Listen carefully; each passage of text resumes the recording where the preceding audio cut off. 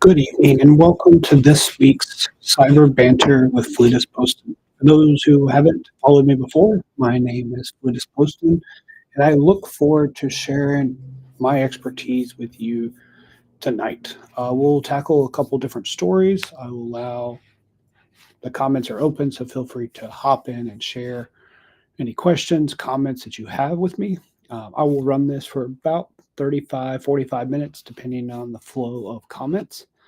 But again, my name is Fletus Poston. I've been in the industry for approximately 15 years now, so I'd love to continue just to share some knowledge. And tonight, I want to start with something that was reversed earlier in the week.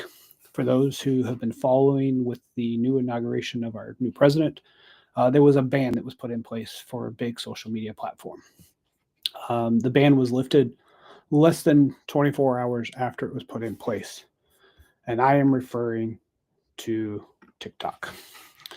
So TikTok was signed an executive order, or Trump signed an executive order to push TikTok ban, providing an array of different issues that came along with that. Instead of focusing on the political side or just the fact that it was TikTok, I want to take a step back and talk about what this meant for the IT and security field in general. Once this order was signed, people who had been using this platform for their small business as a way of entertainment quickly were being inundated with false advertisements of ways to get around the block. Some of those were sign up for untrusted VPNs, virtual private networks. Some of those were being told to go to onion sites on the Tor network. Can talk more about that one in a little bit. And others were just trying to give you tips and tricks to bypass your location and other techniques to get around the ban that Trump signed early in the week. So instead of focusing on TikTok, let's just focus on what it means from a security point of view and a security awareness. Some of you may have had young kids approach you, your kids or neighbors asking, what is a VPN? What is a bypass? And this is an opportunity for us to share what they are and are not. VPNs are helpful. They allow you to do tunneling. They allow you to protect the transmission of information. But a VPN would not have allowed you to get around the TikTok ban. What it ended up doing was causing a scare tactic. It allowed our individuals today to fall victim to new workarounds and platforms. Because once it was taken offline, scammers figured there was an opportunity to sell fraudulent services to help people regain this access. So they were saying, if you pay X dollars, we'll get you in. If you just download this software, you should never pay a person who reaches out to you. You've probably seen these scams where you get fake invoices or fake text messages claiming to be an executive or a family member asking you to go buy gift cards or to wire money. Don't do this. Additionally, don't just jump to a new platform. There was many platforms that was thrown out as bypasses, and many big name celebrities hopped over to those platforms without doing your research and understanding the due diligence that comes along with that. Because if you just blindly move to these environments, you're putting yourself at risk. Which leads me to my next topic. Let's talk about third-party risk management and why it is important to think about that. Many of us work in large organizations or have worked in large organizations, or we've been part of an organization that supports them. So you've been a smaller organization, such as a supply chain opportunity for them. So within inside of the supply chain piece, let's make this a little bigger, we have the opportunity to share information, to monitor information, and to integrate our systems between you and another system. So TikTok may have not have been integrated with you, but other systems are. So as a security professional and potentially someone who cares a lot about governance, risk, and compliance, it is imperative that your organization does risk assessments before you set up a business-to-business connection with any third party. Make sure that you have done your own due diligence to look for known vulnerabilities, known data breaches. How do they handle your data if you're sharing data with them? How do they anonymize it? And then what is their attestation if a breach happens in their environment, especially if they're hosting your information? So think about third-party risk management a little bit with me today. Pulling back to the first story, people immediately integrated themselves into new platforms with doing very little research, if any research, before they're doing that. Fast forward again to now it's the January 22nd. TikTok's been reinstated, but those platforms are still out there. People have moved over to them, and now they've left their data in these new environments. They've signed up for these fraudulent services. They've potentially given their credit card information away, and now they've opened them up to a potential risk. Tie that into your third party. Once you've shared information with that third party, you theoretically have lost control of it. You were trusting the contracts you have in place, the information security agreements you signed, and other NDAs or mutual service agreements will protect you from them leaking your data or sharing your data or selling your data. So make sure that you take time to vet your third parties before you integrate them. As well, regularly check on them. Work with your compliance teams, your legal teams to do assessments. Monitor your key vendors. Every organization should track N number of vendors. Depending on the size of your organization, it may be 5, it may be 50, it may be 100. Because you want to make sure that if any of those vendors, those third-party vendors, are compromised, have a breach, or potentially go out of business, what the impact is to your organization.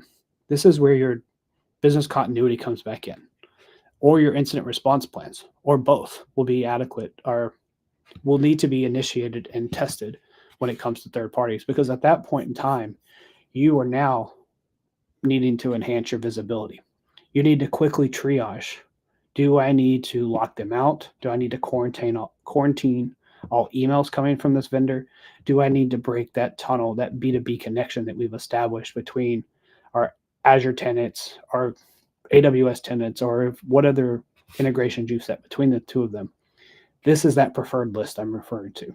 Make sure as you're looking at this chain over here that you understand that you have a good idea of who your preferred vendors are and what the impact are to your organization if one of those preferred vendors are impacted and or impacting you, because you may not be able to cut ties with them. You may need to leave that connection up, because if you turn off their service, it will cause negative impact to your organization, such as financial loss, or may cause you to close your doors and go out of business. So make sure you understand your third-party risk management. You understand the flow of data here between the information that you're monitoring, the integrations of your system, contain that visibility, and then make sure that you're auditing that preferred list on a regular cadence.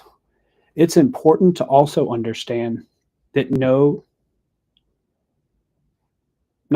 there is a risk with doing business. So you cannot avoid or mitigate every risk, but having compensating controls is important. Make sure that you understand your risk appetite. Make sure that you've documented your risk profile for each of your vendors, again, so that if and when you need to cut ties, quarantine their emails, block their traffic, you have the proper risk profile set up to do so with either pre-approval or you have the approval process in place to do that. Next, another topic that was brought to me that I'd like to spend a few minutes on that gets a little confusing is the difference between threat hunting and threat intelligence. If anyone who's worked as a blue teamer for any length of time understands these two terms, you've probably heard both of these terms, may or not used interchangeably or may not be used incorrectly. So let's start with the first one. Threat hunting is taking an hypothesis and testing it. So you want to set up a hypothesis, make up a theory. This could be, I want to go look for any connections to an IP in Africa, or any downloads that have the hash of this.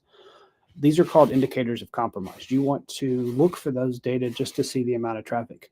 It may even be simple as just looking for shadow IT. You want to look for any download that has happened from a Zone 3 transfer that was downloaded from a browser.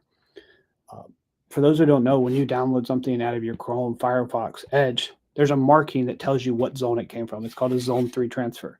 So when you're doing your hunting, you can look at your logs to see where that piece of software was downloaded from, that plugin, and be able to say, these users, this department, this line of business is not following our acceptable use policy of installing apps from the App Store or a software center inside of your Windows environment, but downloading them directly from download.com.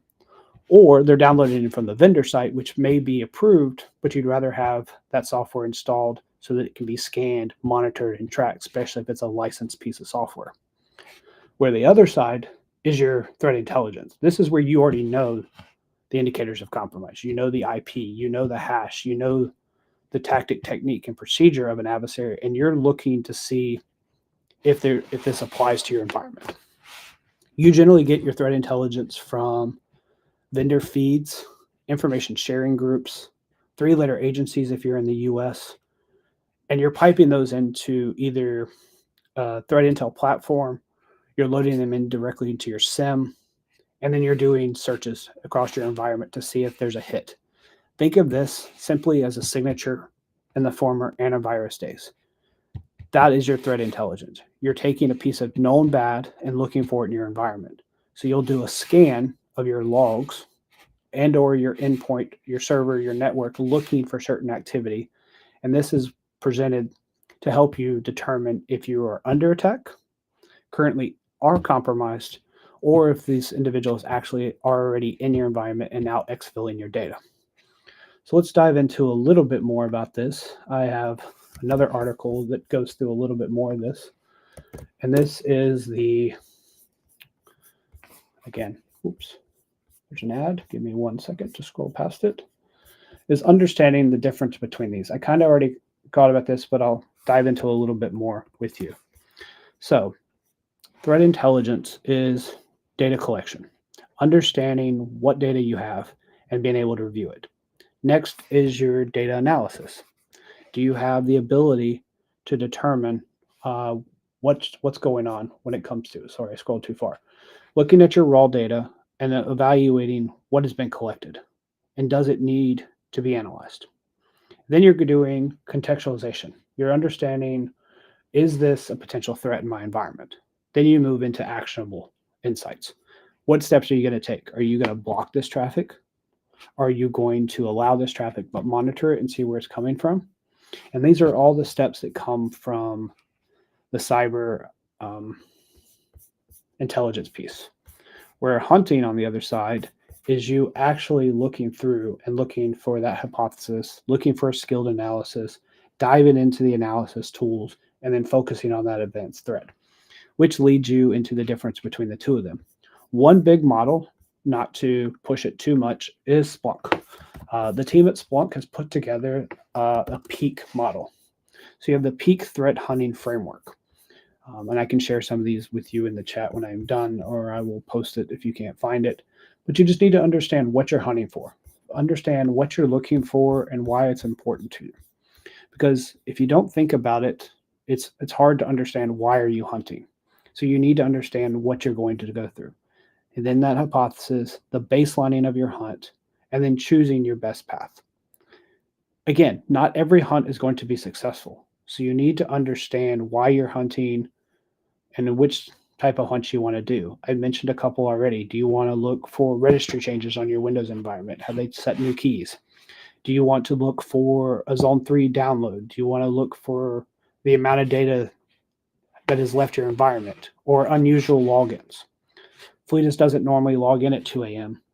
from Canada, but this week he's logging in at 2 a.m. from 2:15. He's uploading about 50 megs of data to the cloud every day at 2 a.m. to a Canadian IP. That could be another thing you're looking for. It's anomaly detection, and you're looking for this if you don't have a data exfil tool in place. And then you're looking at your outputs, and then you're measuring your success. So think through that and understand what you're going to do when it comes to that. There's a few other models referenced here, the Squirrel, the Tahiti, and a few others that are out there that you can dive into when it goes through these. But PEC is be prepared, execute, act, and knowledge is what this acronym is talking through. So to prepare, you're selecting your topic, you're researching your topic, you're generating that hypothesis, you're scoping out your hunt, and then you're doing a plan. After that, you're gathering that data. You're pre-processing that data. You're analyzing it, refining, and then starting back over.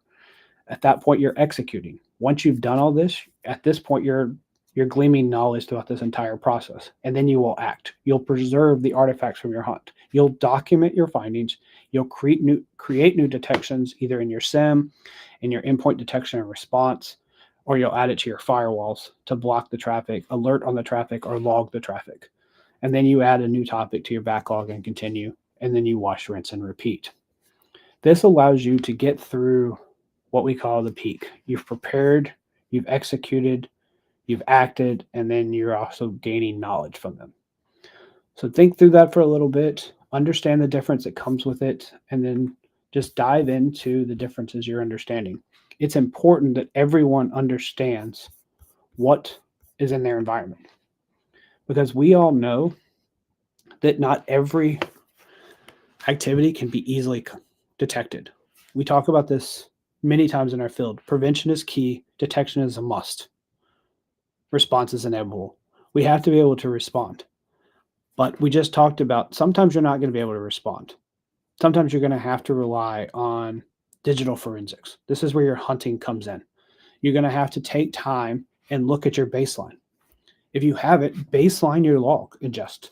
Is it normal to see 1 terabyte of data jump to 3 terabytes of data on a certain day of the week or certain month of the year? Is there certain jobs running where your logs are increasing? Also, even if you're not looking in your central logging, check out one of your application servers. How quick is the log file rolling over?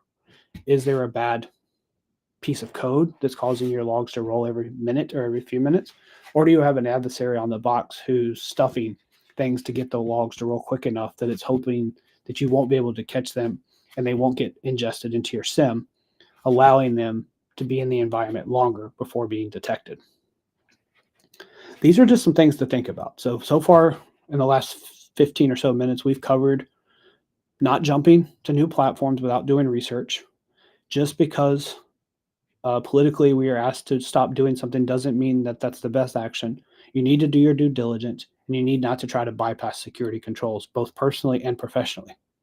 Leading into third-party risk, make sure before you sign up for a new account with a vendor, you give them access to your environment, or you start sharing information that you've set up a risk profile inside of your GRC platforms, doing third-party risk assessments.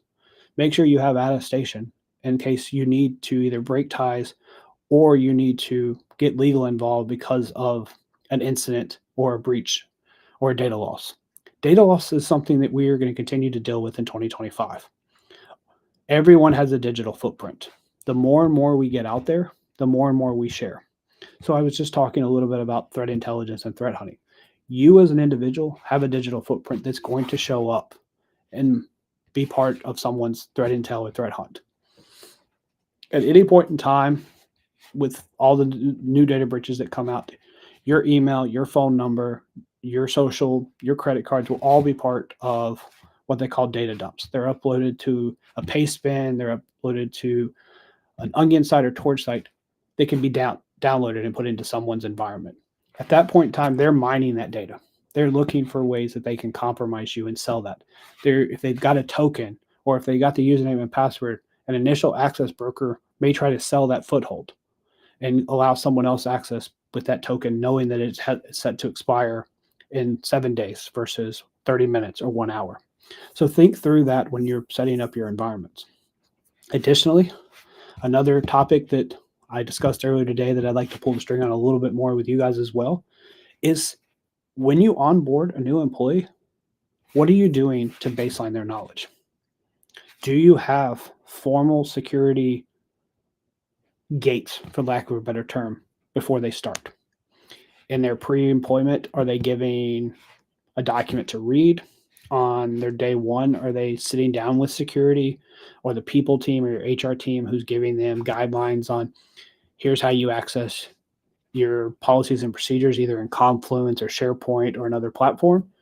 Do they know what to look for in their email? Funny story real quick. Good friend of mine started a new contracting engagement, logged into his email the first time, and the third email he saw was an activation for Jira. That company that he just joined doesn't use Jira for their IT service management platform. He clicked on it thinking he needed to set up his Jira account because he was going to hit the ground running. Lucky for him, it was a phishing simulation. It was a poor taste in my opinion. But pull that string back a little bit. He should have had the opportunity to know that Jira wasn't in the environment. Someone should have explained, this is our ticketing system. We are GitHub, not a GitLab environment. And other tools that are in your environment should be shared with the employees. This comes down to role-based training, role-based access. Again, per some other research I've done in the past, most individuals, depending on the organization they work in, are granted thousands of sensitive files as part of their birthrights. Birthrights being the rights that they're giving on day one. So when they log into the environment, their account has access to file shares, SharePoint site, Confluence pages, Google Drive, Microsoft repos that potentially has confidential insider or internal only data in it on day one. So Fletus, what are you recommending here? Reevaluate least privilege. Make sure that when your employees are hired on, that they are given the least amount of privilege that they need for week one or their first 30 days. Yes, it is hard, it is painful, but you need to have just-in-time access. I don't need to give you full admin if you're going to be an administrator on your first day at work. It should be over a 2-week period. Another Fletusism is, in theory, you're still on trial until you get your first paycheck. So hypothetically, spread out their access over that first 2 weeks of their pay period, gradually giving them access to more and more things as you've onboarded them. You don't want to potentially have an insider risk in their first 2 weeks where it's an incidental insider because they don't understand what they don't know yet, or an intentional insider who just got the job to come in and try to steal data or exfil data. It doesn't happen that often, but we've seen articles over the last couple of years. A prominent security awareness firm hired an individual who was able to get in and do very similar, was quickly caught by their security operations center, but that's just a case in point where you need to slowly roll out their role-based access and go with least privilege. Give them everything they need to do their job and nothing more. The nothing more is important because think about this string a little bit more. You and I get into an organization. After our first year, we're killing it. We get promoted. We go from an analyst to a team lead. And then we've been doing great with that. We change departments. But how many organizations can say that when you move, they take you back down to your birthrights and remove all of your access from your previous role? Not many. At least not many that I've worked in or consulted with over the years. Continue on. You've been at the company now 3 to 5 years. You've got into a leadership role or management role. If I was to audit your roles, I would assume this VP now still has read-write access to a production system. I trust this VP. I don't trust this VP's rights because all that VP has to do is click on a link in an email, download a piece of software from his Chrome, and all of a sudden the adversary has full access. And what is an adversary going to do? They're going to immediately try to figure out what rights that username and password that they've just compromised has to see if they need to do lateral movement, to see if they need to pivot and find another account. So make sure that you're cleaning up your employees' access as they're promoted, especially if they change departments or if they go from an individual contributor into a managerial or leadership role. Yes, I know this is difficult for small organizations where some of these people are wearing multiple hats, where they may be an executive or at least a senior leader and still need hands-on keyboard access. But be careful that you're not giving them the access that they've had from day one if they've been with the company 10 years, 20 years, 30 years down the road. Because again, we trust those employees, but we don't trust the rights that they have, or at least that's the mindset we should have. Comes back to the security awareness point. You are a big asset to your organization. You are the ability who's going to see something and say something, but at the end of the day, you and I are emotional. We can be happy and do an accidental insider. We can be sad and be an accidental insider. You could just be careless because you're distracted. You've been hit with a deadline, so you're just trying to get through everything. So you're just clicking through every prompt, every warning you get. It's okay to slow down. It's okay to reflect, and it's okay to think about how you would handle these different situations. As I shared on an earlier podcast that I was on, have predetermined actions. Know what you're going to do when you get the phishing email, the smishing text, the voicemail, or any other indication that is likely a social engineering attack. Be prepared for those, both personally and professionally.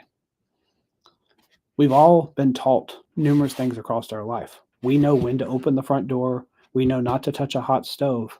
We know to tie our shoes so we don't trip and fall from one of three reasons. One, your parents taught you. Two, the school of hard knocks. You tripped over your shoelace. You burnt your hand on a hot pot or stove. Three, you've opened the door and you've been robbed, either physically or digitally, because you didn't pay attention and you didn't think through that. So it's important to understand why you're doing that. So formal training is important, but you also got on the job training and you got common morals and values. Another thing I like to tell people, as I'm a security operations manager, each and every one of my employees and peers has intellect. You're smart, you're intelligent. We hired you for a reason. But at the end of the day, you have a different lane. Your expertise is different than mine. And that's why we work as a team. That's why we have different titles. I happen to have the word security in my title, but security is everyone's job. So at the end of the day, I need you to see something and say something, because you're going to be my best blue team member. You're going to be my eyes on glass, because I'm logging, I'm collecting data, but there's a delay sometimes. And if I have a lot of alerts, I may not triage those in order. So an escalation from you to the help desk or to your security operations center can allow us to take immediate access real quick. So again, we've covered, not to pivot real quick just on applications and not trust and just try to bypass controls. We've covered third-party risk management. We've covered threat hunting versus threat intelligence. I've walked through onboarding and birthrights and rights of employees. And we're coming at the bottom of the hour. So I'd like to pause for a second. I'm going to take a sip of my water. Feel free to put some questions in the chat. I've seen a few things come in. I appreciate the insights that's shared and some of the comments so far.